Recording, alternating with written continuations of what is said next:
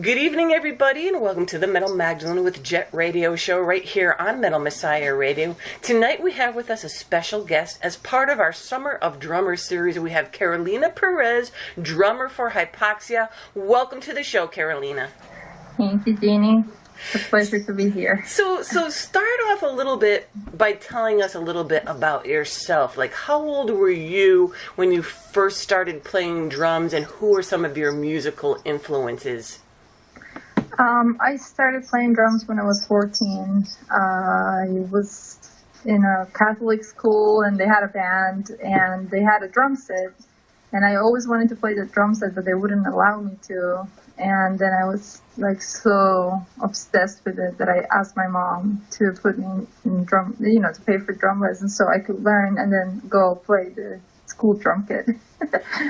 And my influences, I have so many, but, I'm always learning from every drummer that, passes my way. And like lately I've been studying a lot of like old school, like stick control and,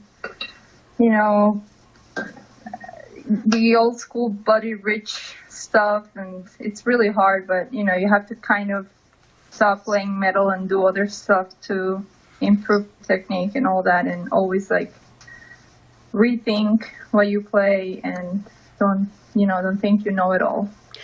So when you were growing up, Carolina, who are like some of your influences that are like, I love this kind of music now, and that kind of thing? Well, for me, it was like going backwards. I started liking like for example, Metallica. Mm-hmm. The first thing I heard from Metallica was the Black Album.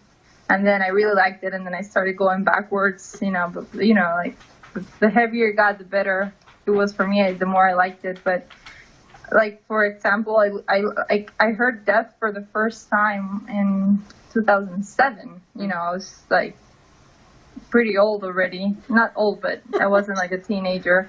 When I was in high school, I was, like, more into, like, Deftones. Like, I really liked Deftones, as a matter of fact. The first cover I ever learned was My Own Summer by Deftones. Yeah. And, I was into like Slipknot and stuff like that, like commercial stuff that got me into like playing heavy and rocking out. But then, I started playing with my brother. We used to have a band together, and we just played covers and everything. And then the better we got. I remember the first time we listened to Demo Borgir. Like, I couldn't believe blast beats. Like, I was like, what? That cannot be possible. So I started, like, obsessing with it. And I was like, I have to play blast beats. And then I used to practice. When I first came to this country, I was 15 years old. And we rented a tiny jam room in Queens. And there was a band down the hall called Secrecy. And it was death metal, and the drummer Raphael, he played insane blast beats, and I was like, I want to play like him so bad. So I just obsessed over blast beats overall for a while. And who was the first drummer that you saw live? My drum teacher. His name was Felipe, and he was like a legend back where I'm from in Medellin. He played in a lot of like legendary bands back then in Colombia. Mm-hmm. And he was really, but he was like heavy, like hard rock. He wasn't like metal.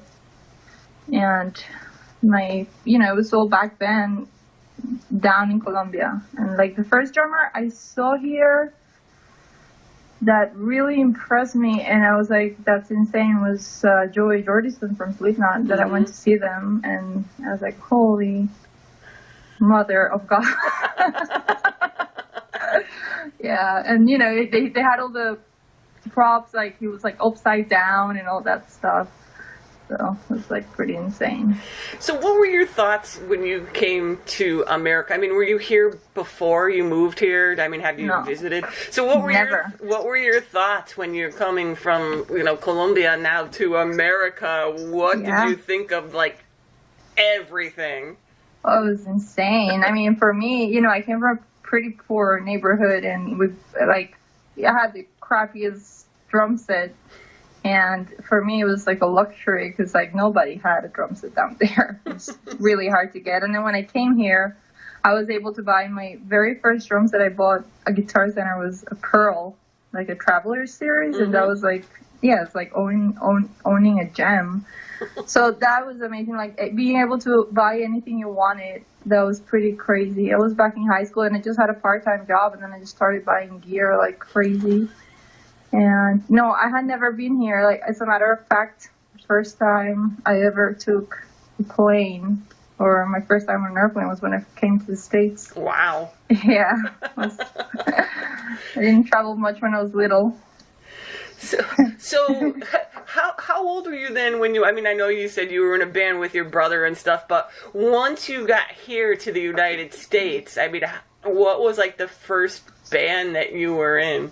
It was with him. We started playing a lot of local shows. The name of the band was Sabotage, and it was metal, but it wasn't like the death metal that we play today. And then we broke up, and then I moved to Long Island, and I was playing with like a hot rock band, like with Leonard Skinner kind of band. It was really funny. And then I moved back here, and I started jamming with Carlos, the guitar player in Hypoxia, 10 years ago. Now, when you came, I'm sorry, but when you came over here, did you move to New York right from Columbia? Yeah. Okay, wow, that's a big difference, huh? Yeah, it was crazy. It was insane. Big shocks. So you were saying that, talking about hypoxia now and how you got into hypoxia. Yeah, I remember I saw Carlos. I knew Carlos because he was a guitar player in Secrecy, which was the band that I really wanted to sound like back in like 2000, you know. And I saw him again like after, I don't know, maybe 8-9 years. Like we never stayed in touch or nothing, but there was a Carcass show in Manhattan, and I went there, and then I saw him again after so many years, and he was like, "Oh, what are you up to?" And then I was like, "I'm not playing with anybody." And he was like, "Well, you want to jam?" I was like, "Hell yeah," because I knew he was a really good guitar player. So he was like, "Well, let's play a cover and see if it works out." So he picked "Son of Fire" by Vader, and I was like, "Okay, I'll try my best." And I had a little electronic drum kit. And I used to live in a little cottage by myself, so I would play in that electronic drum kit like every day, all day. And I obsessed over this song, and I tried playing it so hard, but I couldn't. It was that song is insane. It's like the fastest, craziest song. So, you know, I didn't tell him anything. I just showed up to our first practice, and he was like, "Did you learn the song?" And I was like, "Yep." And I couldn't play it. He was like, "You're so full of shit." And I was like, "Yeah, but I really want to play. You know, like I really want to play." So we just started jamming like original stuff. And it's funny because like to this day we've never played it again, but because we never tried. But I would like to try because I know I'm able to play it now. But we'll see. We'll see if it's up for it. So I mean, since you've been in Hypoxia now, what have been like some of the shows you got? Have you guys ever opened for Vader? No, I wish. Yeah. It'll happen. Everybody opens for Vader, Carolina. I know. Well, we never really had the opportunity, but Vader is like our biggest influence. Like we love Vader. Like Vader is definitely like our biggest influence. So what have been some of the shows and tours you guys have been playing? Well, when we first started, the thing is that we've had many lineups, like a lot of different singers and bass players. But when we used to have John, who was our second singer, we used to play a lot of local shows. And back then we had the chance to open for Obituary, for Master, for many bands that, you know, there's a lot of bands that come through New York. And we always played Vitus, and we played a bunch of times with Malignancy, with Abnormality, with Decada, with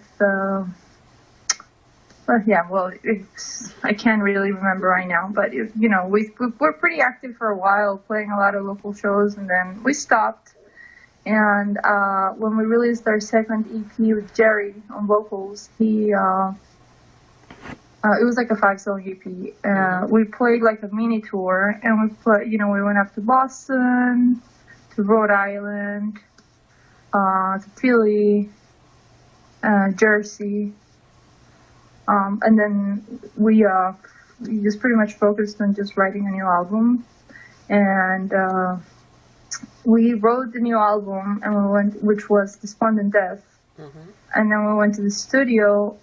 We didn't play any shows then because we were just like, we just want to write new music. And then I was also in another project, which was Castrator. When I was playing more shows with Castrator than with Hypoxia. It's always been like that, like since I joined the other band. But Jerry was supposed to record the vocals, and then it didn't work out. Like he just, we had everything recorded, and then he went into the studio, and it just didn't work out. We didn't approve of what was done.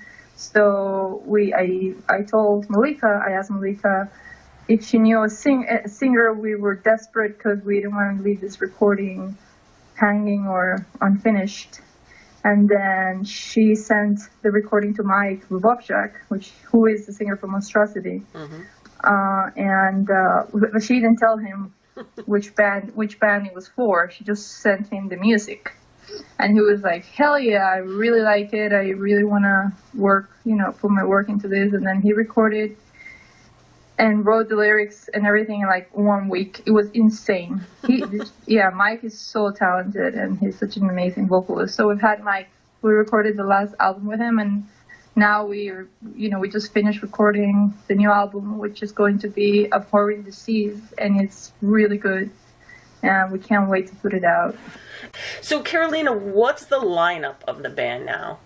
The lineup right now is Nadir Bash on guitars, Carlos on guitars, lead guitars, Carlos Arboleda, Mike Lubovchak on vocals, and Mike Pogion on bass. He recorded the bass, but he's all the way in Ukraine, so we don't know if he's going to be able to stay in the band once we start doing shows.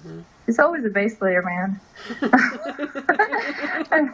I swear. And then me on drums. That's the lineup.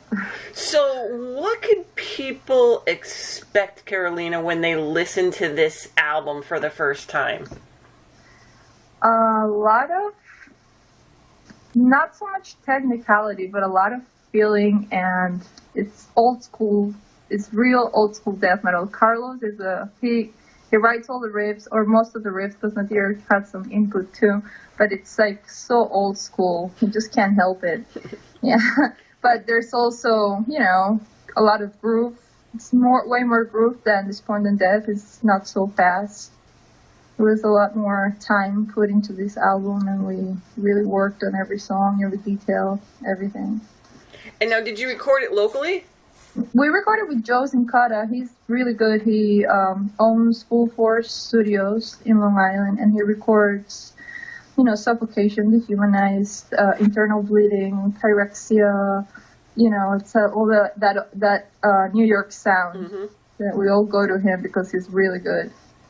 And now, how did you go about writing drum parts for this album, Carolina? For Hypoxia, we always get together. Like, Carlos would come to the studio. It's mostly me and Carlos because we both live close to the jam room, and Nadir's in New Jersey, so he sometimes can't come, and he tries really hard, but, life. So Carlos comes to the studio, and he would show me a riff, and I would put a beat into it, and then another riff, and bunch of riffs, and then we piece them together with, like little bridges, and just pretty much he would play a riff, and I would try a bunch of different beats, and whatever works is what stays. But like he would, I would try like a skank beat or a blast or double bass or whatever, and then just what sounds best is what I will keep.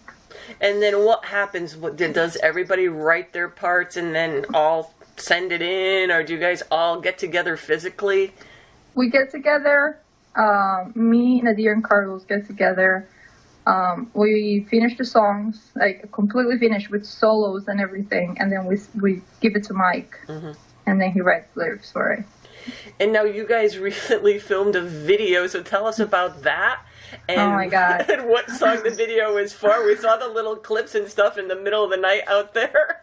It was so crazy, Jenny. It was so crazy because Turco's an amazing photographer, and he's just starting to do video now.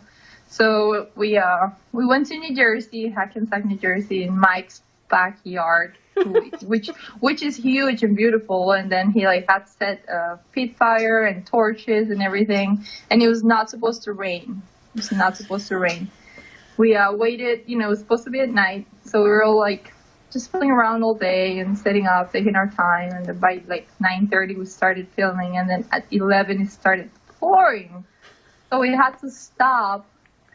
And then at 3 in the morning when it calmed down, we put everything outside again and started filming. But it started pouring again. So we were oh, whatever. We're just gonna have to keep filming. We have to finish it tonight. So we filmed in the middle of a storm. We had to keep the fire going. It was like a real experience. Crazy. That's kind of cool. That were you all soaking wet and shit while you were filming and stuff? Yeah, it was awesome. It was really metal. It was but the video was a lot of fun to record, and it was hard work. We stayed up until 7 in the morning. And the name of the song is "Condemned to the Abyss." So why did you choose that particular song to do the video for? Because that song is awesome. That song has that song pretty much has all the elements. That's the one song that really touches my heart, and I love the new album. And now, so you guys have a couple of shows coming up, I think. So tell us about what you're doing this year. Well, right now we just have the one big show down in Colombia for this massive festival called Rock Parque, which is a free, government-funded festival. So people from all over the world go to that festival, and it's thousands of people. I've had the privilege to go down there before, a couple years ago, and I was just so impressed. That was the year Cannibal Corpse played it. Mm-hmm. It was 100,000 people. It was crazy. Oh my God. But this year it's going to be great because it's Dark Funeral, Dark Tranquility, Suffocation, Cattle. We played right before Cattle Decapitation. So that's going to be awesome. I'm really excited about that. I'm a huge fan of Dave.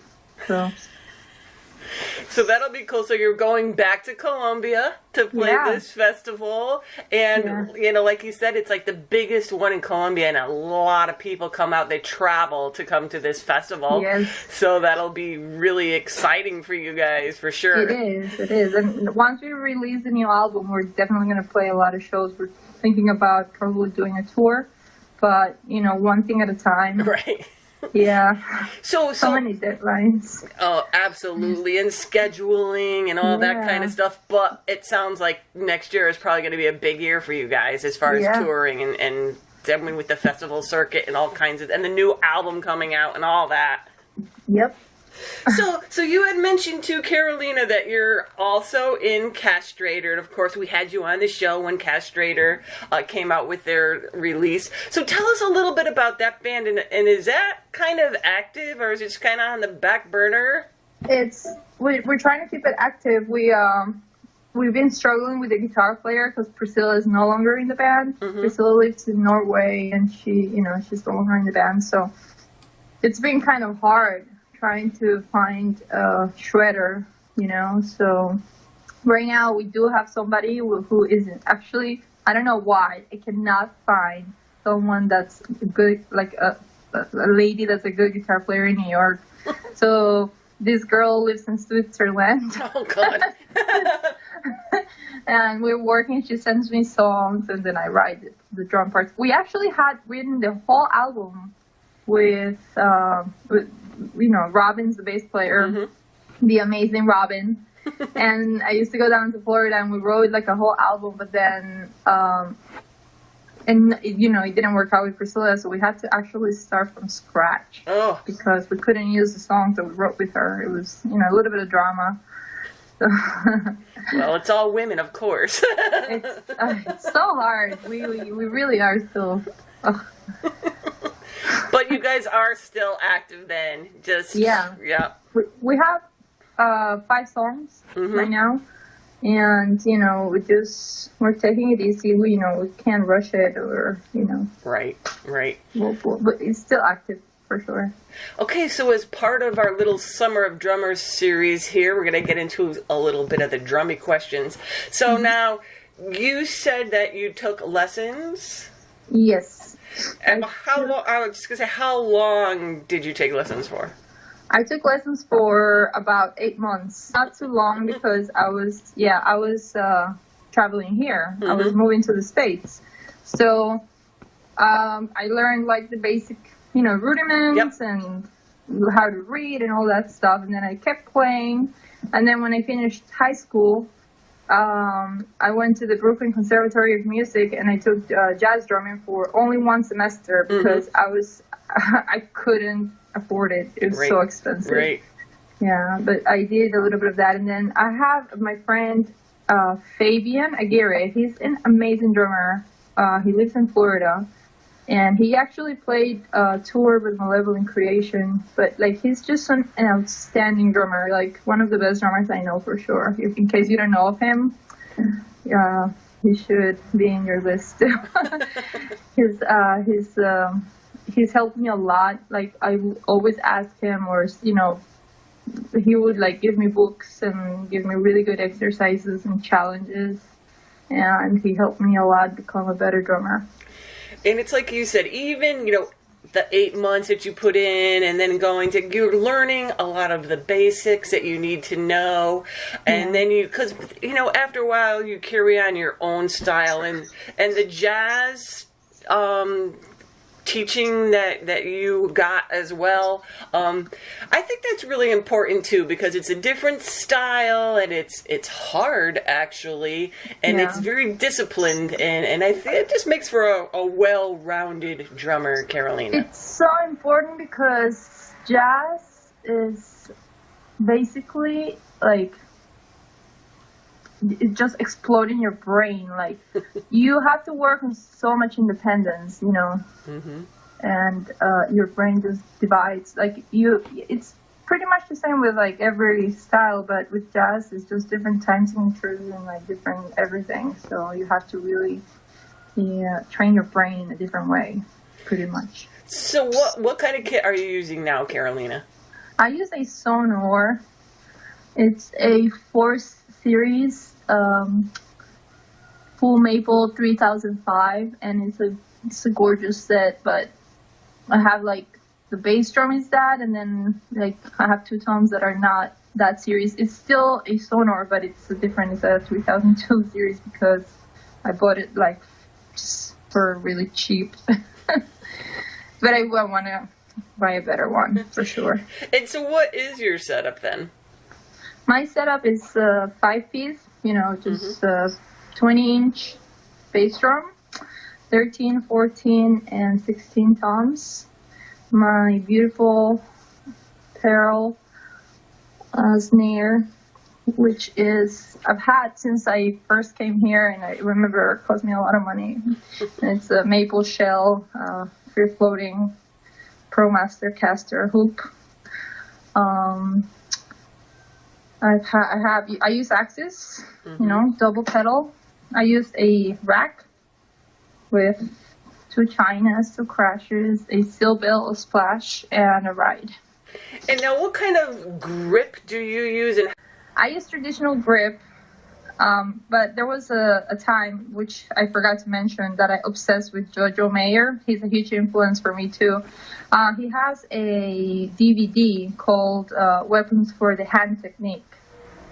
And he teaches every hand technique in that DVD, and it's really important to know that you don't really have to have one grip. You can use all grips. It depends on what you're playing and how fast you're going and your posture and everything. So I change grips constantly, from the French to the German to the traditional to all kinds of grips. And I actually enjoy doing that because it really like gives your hand a break. You know, like if I'm going really fast and I'm like, especially if I'm going really fast on the ride, I will go from traditional to French. What kind of like exercises do you do personally to help build wrist endurance and speed? I know a lot of people do paradiddles and they start doing them slower and then faster and faster. So what kind of things do you do?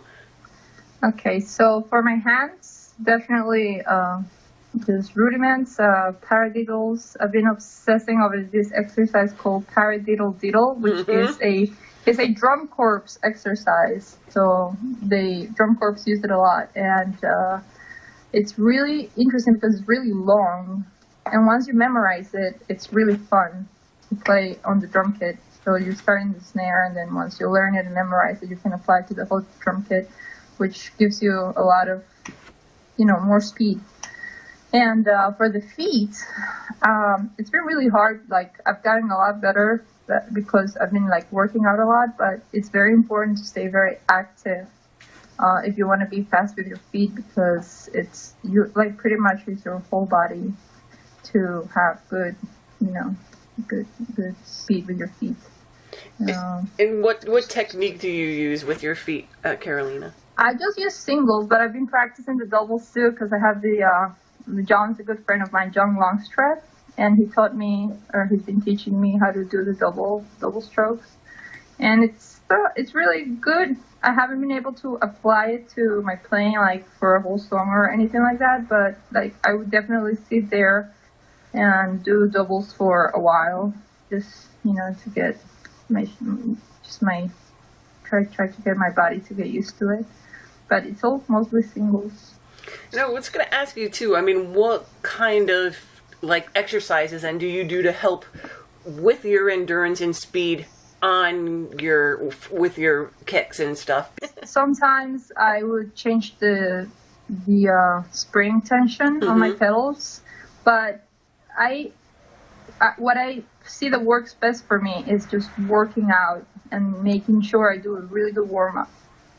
And I bike a lot. I ride my bicycle everywhere. So since that's actually recent, it wasn't like that before. I've been biking for a whole year now, and that changed my life. Like, my drumming is so much better now because biking really, really helps your legs. And I just, sit on I would bike here and then would sit on the drum kit and then I'm ready to go.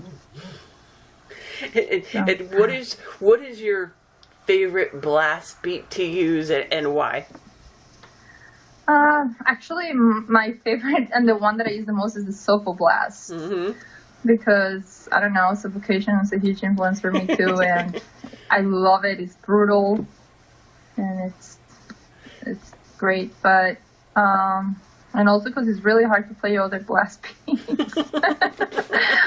I tried to do like the black metal blast beat, and I'm like dying when I do it. So what would be your best advice for people just getting into drumming, Carolina?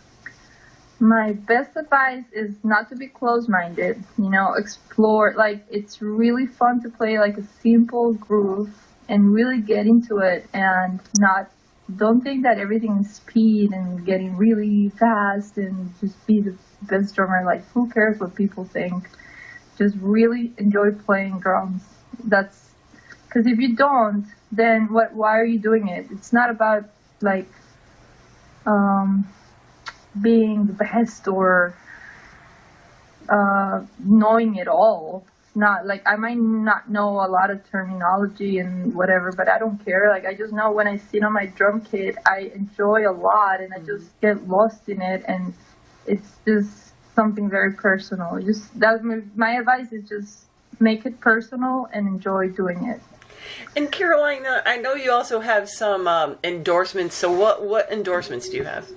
I only have the one with Scorpion Percussion. I'm looking for more. I was hoping I can get Axis, but we'll see. I'm talking to them because I've been using Axis for a long time, and I really love Axis. And so we'll see if I get it. But for now, it's Scorpion. I use their drumsticks, and they're really good, and they're really good people to work with. really good prices. They're from Chicago, so it's good to have like a local, company, not someone from like China. Right. And what series sticks are they? I use 5B hickory. Those, I mean, and what do you like about this particular stick? I just, I used to use ProMark, and I really like ProMark, but they're really expensive. Mm-hmm. And when I was working on the boat on 70,000 tons of metal, I do the merch there every year. One of the salesperson for Scorpions, he knew who I was, and he approached me and asked me if I had any endorsements, and I said no. Why? And he was like, well, try these sticks and see if you like them, and if you like them, we'll love you to have you on our roster. I was like, what? Okay. So just the fact that they're a really good company and they believe in the artist and in the death metal drumming community, that's huge, because we're the outcast kids from the drumming community. They don't believe in us. This is true. And Carolina, if people want to learn more about Hypoxia, what's the best sites to go to? The Facebook page is Hypoxia New York City. I'm sorry, Hypoxia Official New York City. Because there's another Hypoxia in Germany, and we couldn't have just the Hypoxia, I guess. And the Reverb Nation, it's a good one. You can listen to the music there too. And we also have a Bandcamp, which is Hypoxia. You can also listen to Despondent Death on Spotify, but you have to look for it as the name of the album, Despondent Death. And there you have it. Hypoxia have a brand new album, full-length album, coming out at the end of the year, in December at some time. And Carolina, thank you so much for coming on the show, telling us a little bit about your band, as well as some of your drumming techniques, and all the best to you. Oh, thank you, Jenny. You're the best.